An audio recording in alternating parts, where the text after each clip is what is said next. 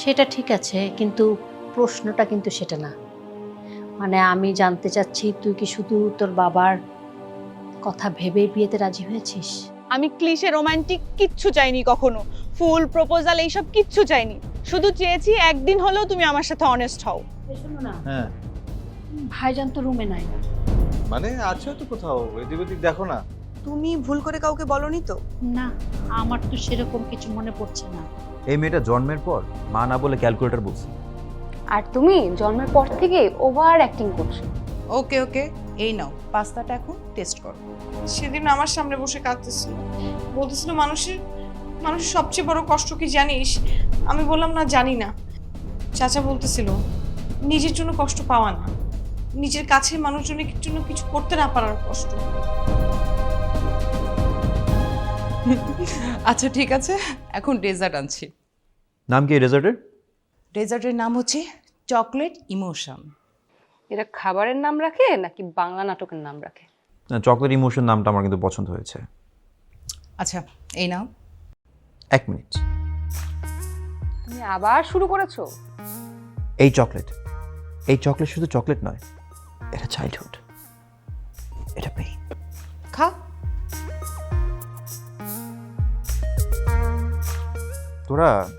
তোরা শিল্প বুঝিস না।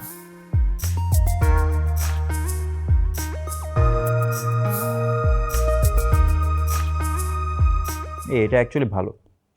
সত্যি? দাও দেখি।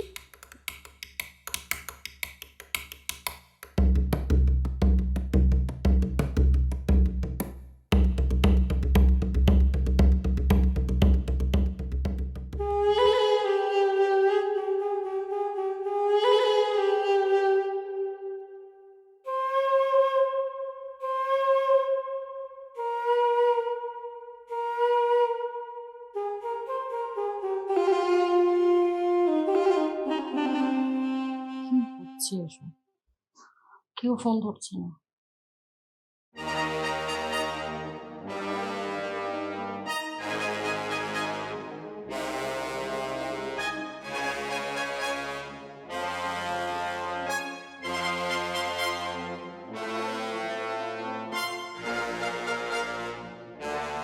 চাচি, চাচি শুনতে পাচ্ছেন আমার কথা?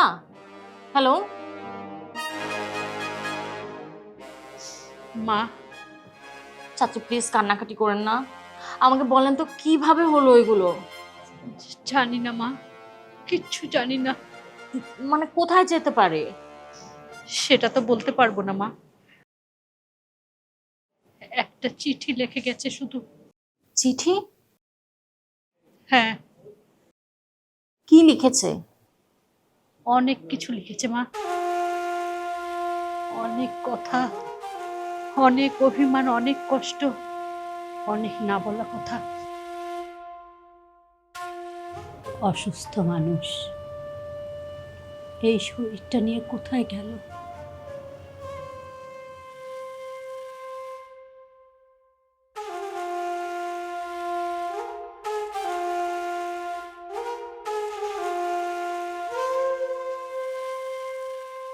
রফিক, যখন এই চিঠি পড়বি তখন আমি এই বাড়িতে নাই।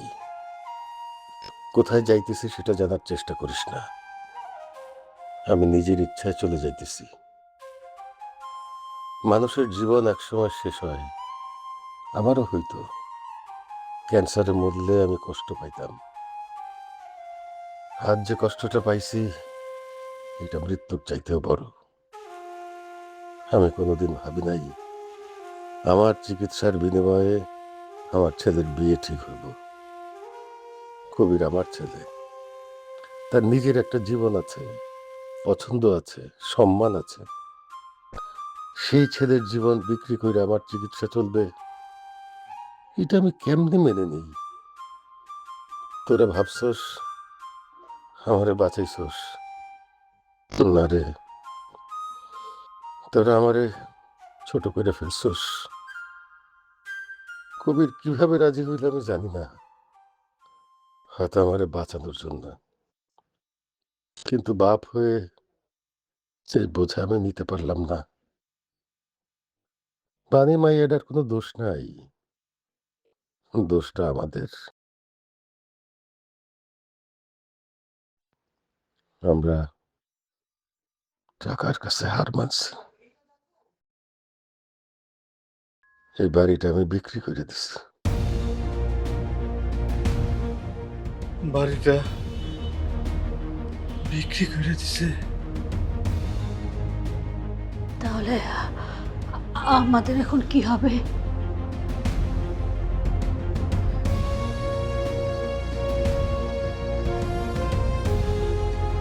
এই বাড়ির টাকায় বানির বাবার কাছ থেকে আমার চিকিৎসার জন্য যে টাকা খরচ হয়েছে সব শোধ করে দিছি। একটা টাকাও যেন আমাদের উপর ঋণ না থাকে। বাকি যা থাকে তা দিয়ে সংসার চালাইস। আজ থেকে তুই এই পরিবারের কর্তা। তোর বউ, তোর ছেলে মেয়ে, কবির, সবার দায়িত্ব তোর। আমি কবির যে দোষ দিই না, সে তার বাপরে বাঁচাইতে গিয়া নিজের শেষ করে ফেলতেছিল। তা আমি বাঁচতে চাই না, কিন্তু আমি বাঁচতে চাই না এমন অপমান নিয়ে আমারে খুঁজিস না। যদি কখনো ফিরি নিজের ইচ্ছায় ফিরব। তোদের অপদার্থ বড় ভাই জাভেদ।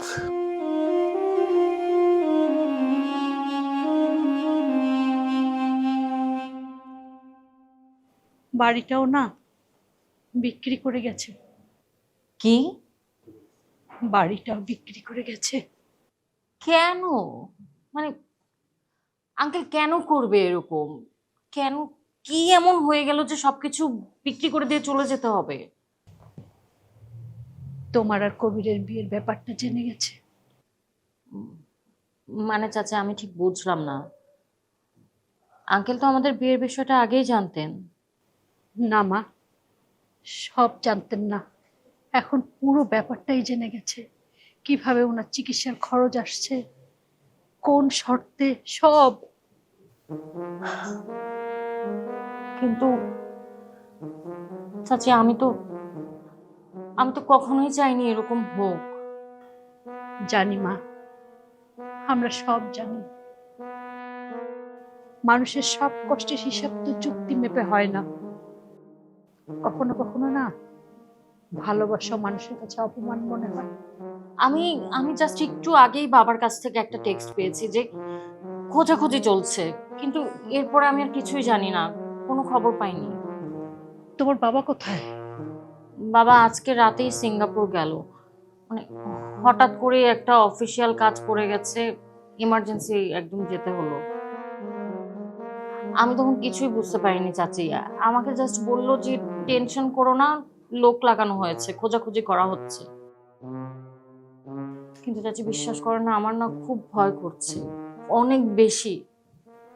আমরাও ভয় পাচ্ছি মা, আমরাও। চাচি আমি না কাউকে ফোনে পাচ্ছি না। কবিরকেও অনেকবার কল দিয়েছি, ও বারবার কেটে দিচ্ছে। এর জন্য আপনাকেই কল করলাম। চাচি আমি কি করবো কিছুই বুঝতে পারছি না। যদি ওনার কিছু হয়ে যায়, যদি উনি একা, যদি। না মা, এভাবে বলো না। চাচি আমার না নিজেকেই দোষী মনে হচ্ছে। মনে হচ্ছে আমার কারণে সবকিছু হয়েছে। মনে হচ্ছে আমার কারণে একটা পরিবার এভাবে ভেঙে গেল, আর আমার জন্য আজকে একটা বাবা বাড়ি ছেড়ে চলে গেল। এ কথা একদম মুখে আনবে না, একদম না। এরকম ঘটনা মানুষের জীবনে অনেক হয়, তাই বলে নিজেকে দোষী ভাববে না। কিন্তু চাচি আমার খুব খারাপ লাগছে, খুব। আমার বারবার মনে হচ্ছে সবাই কষ্ট পাচ্ছে, কিন্তু আমি কিছুই করতে পারছি না। সব ঘটনার জন্য একজন মানুষ দায়ী হয় না, নিজেকে দোষ দিও না। এখন সান্ত্বনা দেওয়ার মতো কোনো ভাষাই আমার কাছে নেই, সত্যি নেই। কি করে বলবো আমি সব ঠিক হয়ে যাবে? আমি নিজেই তো কিছু জানি না। কবির ওর বাবাকে খুঁজতে বের হয়েছে, তোমার মেজো চাচাও খুঁজতে বের হয়েছে। যাকে পাচ্ছি তার কাছেই খোঁজ করছি। কবির তো একদমই ফোন ধরছে না।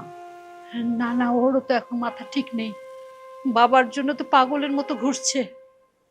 চাচি, আঙ্কেল ফিরে আসবে তো? জানি না মা, কিন্তু যে মানুষ এত ভালোবাসতে জানে সে অবশ্যই একদিন না একদিন ফিরে আসবে। শুধু আল্লাহর কাছে দোয়া করছি উনি যেন ভালো থাকেন, যেখানেই থাকেন। আমিও দোয়া করছি চাচি, আঙ্কেল যেখানেই থাকুক ফিরে আসুক। আমিও।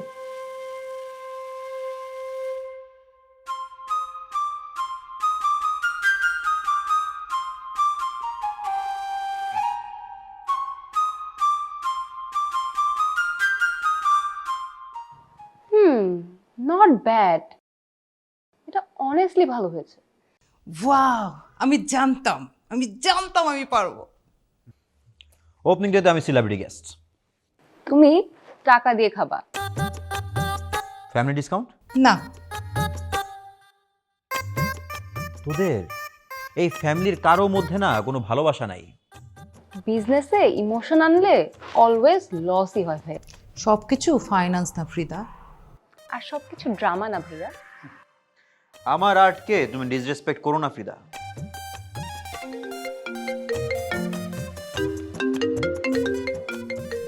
জেরিন একটু। হ্যালো। ফিদা, তোমরা বাসায় আছো? হ্যাঁ জেরিন, আজকে তো আমরা অনেক মজা করছি জানো। আরে, বড় চাচা বাসায় নেই। মানে? শুধু একটা চিঠি লিখে বের হয়ে গিয়েছে, আর কিচ্ছু জানি না। কি হয়েছে? আমরা সবাই চাচাকে খুঁজছি, হসপিটাল, থানা, সব। জেরিন তুমি কাঁদছো? Hello hello.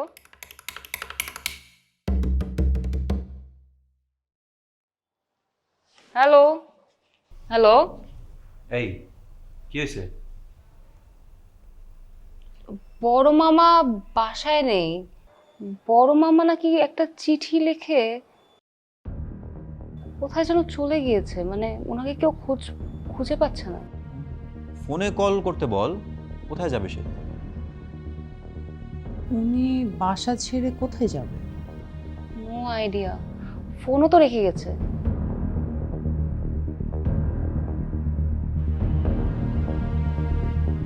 Something is fishy ভাইয়া। আর জেরিনও অনেক কান্না করছিল।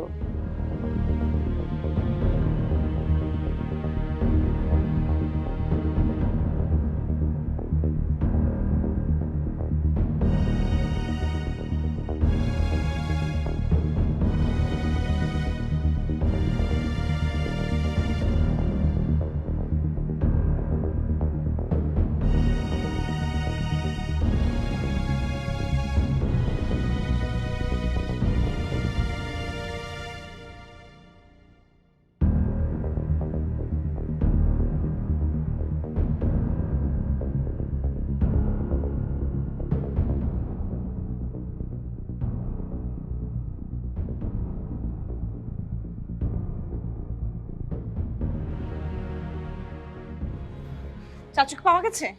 না না মানে কোথাও না? না, তোমরা ঠিক মতো খুঁজছো না। এর মানে এর মানে হচ্ছে চাচুকে কেন কোথাও পাওয়া যাবে না, তুমি বুঝতে পারছো না? কেন বুঝতে পারবো না? চাচু এই শরীর নিয়ে কোথায় যাবে? আমিও তো সেটাই জানতে চাই। না ভাইয়া, তোমরা বুঝতে পারছো না। কি বুঝতেছি না? চাচু কতটা কষ্ট পাইছে। মানুষটা চিঠি লিখে বাড়ি ছেড়ে চলে গেছে, এটা কোনো ছোট ঘটনা না। আমি জানি। না, তুমি জানো না। তুই কি বলতে চাস? আমি বলতে চাই চাচুকে তোমরা অনেক কষ্ট দিয়েছো। আমরা? হ্যাঁ, আমরা কারা? তুমি, আমি, আমরা সবাই। অসাধারণ। হাসছো কেন তুমি? কারণ আমার বাবার জন্য আজকে আমি যাই করেছি, আমি আসামি হয়ে গেছি। আমি সেটা বলিনি তোমাকে। তাহলে তুই কি বললি? তুমি ভুল করেছো। আমি ভুল করেছি? কি ভুল করেছি বল? বিষয়টা এত দূর যাওয়ার আগে চাচুকে বলা উচিত ছিল। বলতাম। হ্যাঁ, তুই জানিস আমি কত দরজায় দরজায় ঘুরছি? জানি আমি। কিচ্ছু জানিস না। বাবার রিপোর্ট হাতে নিয়ে আমি কতটা রাত ঘুমাইনি তুই জানিস? ডাক্তার যখন আমাকে বলেছে বাবার চিকিৎসা চালিয়ে যেতে হবে, তখন আমি কই গেছি, কার কাছে গেছি, কিভাবে টাকা জোগাড় করছি, তুই কিছু জানিস? আমি জানি তুমি চেষ্টা করছো ভাইয়া। না, তুই জানিস না। গ্রামের জমি বিক্রি করতে চেয়েছি, জাফর চাচা রাজি না। ব্যাংক লোনের চেষ্টা করেছি, সেটাও হয়নি। যার কাছে গেছি সবাই সহানুভূতি দিয়েছে, টাকা দেয়নি। আমি কি করতাম বল? আমি শুধু একটা জিনিসই ভাবছি, বাবাকে কিভাবে বাঁচানো যায়। আমি তো সেটা বুঝি না, তুই বুঝিস না। ভাইয়া। আমি আজকে বাবার জীবন বাঁচানোর চেষ্টা করছি, আর সবাই আমার সাথে এমন ভাবে বিহেভ করছে মনে হচ্ছে আমি বাবাকে মারার চেষ্টা করছি। আর সবাই আমার সাথে এমন করে ব্যবহার করছে মনে হচ্ছে আমি অপরাধটা করেছি। ভাইয়া, আমরা তোমাকে অপরাধী বলছি না। তাহলে আমাকে একটা কথা বল, কি? বাবা জানলো কি করে?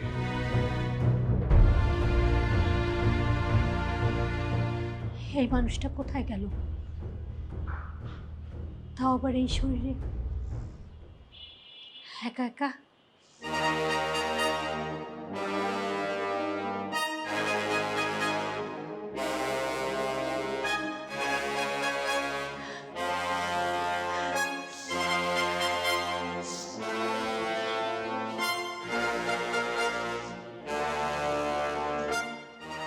কি করবো আমরা এখন?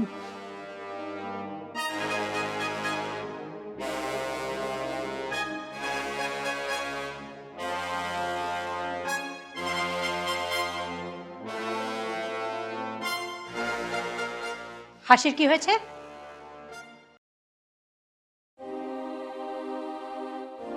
এই বাড়িতে একটা মানুষ নাই, কেউ জানে না মানুষটা কোথায় গেছে, আর তোমাদের হাসি থামছেই না। আমরা তো আমি তোর কাছে কোনো কথা জিজ্ঞেস করি না। শিউলি, এখন এসব বাদ দাও না। তুমি চুপ করো, একটা কথা বলবে না আজকে।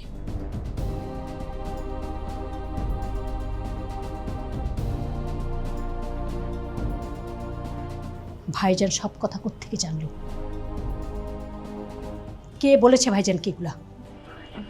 আমি কিছু জানি না। কিছু জানো না? তোমার মুখ দেখলেই বোঝা যায়।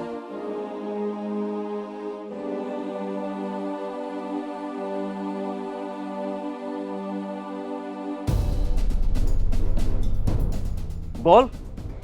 আমি তো জানি না। মিথ্যা। কি? তুই জানিস? আমি তো কিছুই জানি না।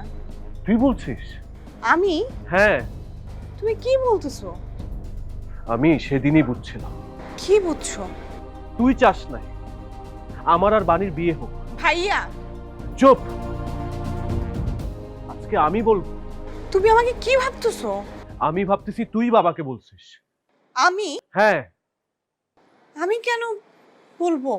কারণ তুই খুশি ছিলি না। কিসে খুশি ছিলাম না? আমার আর বাণীর বিয়ে নিয়ে। ভাইয়া, আমি অন্ধ না প্রীতি। এই বাড়িতে আগুনের তেল ঢালার মানুষ তুমি। আমি কি মিথ্যা কিছু বলছি ওনাকে? উনি কি জানার অধিকার রাখে না? তাহলে তুমিই বলেছো, তাই তো?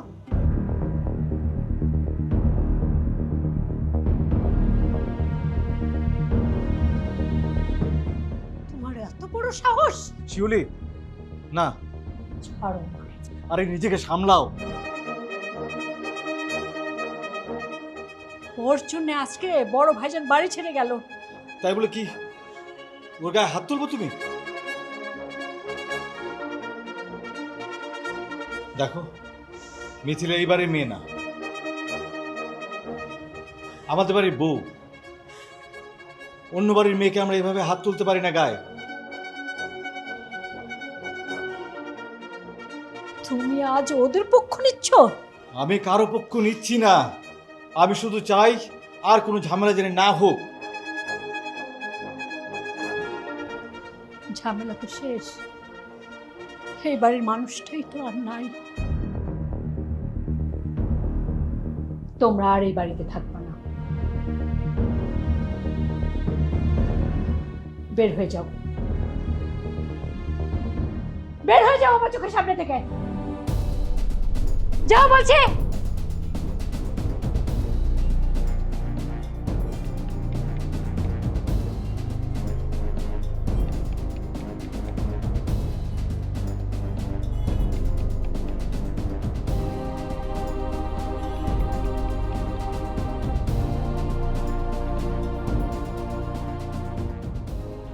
মা, তুমি একটু শান্ত হও। চুপ, কোনো কথা বলবি না। তুই জানিস তোর বউ কি করছে? এই সংসারটাই তো শেষ করে দিছে। মা, ও হয়তো ইচ্ছা করে। বলছি না, আমার সামনে এসে কথা বলবি না কোনো। তুই যদি ওদেরকে নিয়ে থাকতে চাস না, তাহলে তুই এই মুহূর্তে বাড়ি থেকে বের হয়ে যা। যা বলছি, কোনো কথা বলবি না তুই। আমি বরং বলেছিলাম যদি তুমি সুখী হও তাহলে তুমি এগিয়ে যাও। তাহলে তোর এই আচরণ আমি ভয় পেয়েছিলাম কিসের? তোমাকে হারানোর। বানিয়াপুর বাবার যত টাকা খরচ হয়েছে মামা বাড়ি বিক্রি করে সেটা শোধ করে দিয়েছে। আমি যদি তার জায়গায় থাকতাম তাহলে আমারও হয়তো একই কষ্ট। কষ্ট তো হবে। একজন বাবা জানছে যে তার জন্য তার ছেলের জীবন ধ্বংস হয়ে যাচ্ছে। প্রীতির সাথে কথা বলেছি, কিন্তু আমার ফোন ধরছে না। বুঝলাম। না না আপু, তুমি বিষয়টা ভুল বুঝছো। আমি কিছুই ভুল বুঝছি না জেনে, আমি শুধু হিসাব মেলানোর চেষ্টা করছি। একজন মানুষ যে দিনে 10-12 বার ফোন করতো, তাকে আজকে আমি এতবার ফোন দিয়েও একটা কল ব্যাক পেলাম না।